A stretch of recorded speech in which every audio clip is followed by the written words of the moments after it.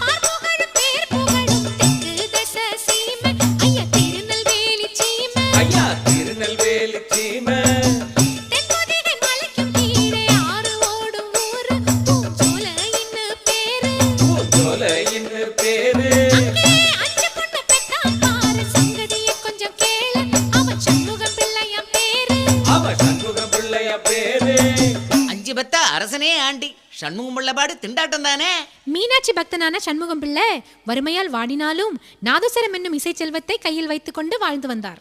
அஞ்சு பொண்ணுன்னு சொன்னீங்களே, அதுல கண்ணாத்தா யாரு? அஞ்சுக்குள்ள பெத்ததில மூத்தவளாம் கண்ணாத்தா. மூத்தவளம் கண்ணாத்தா ஐயா மூத்தவளம் கண்ணாத்தா அவ எப்பேற்பட்ட அழகி தெரியுமா? என்ன சிரிப்பழகி குஷ்பு மாதிரி இருப்பாளா? மாம்பழத்து சிவப்பழகி மல்லிகைப்பூ சிரிப்பழகி மல்லியப்பூ சிரிப்பழகி மல்லியப்பூ சிரிப்பழகி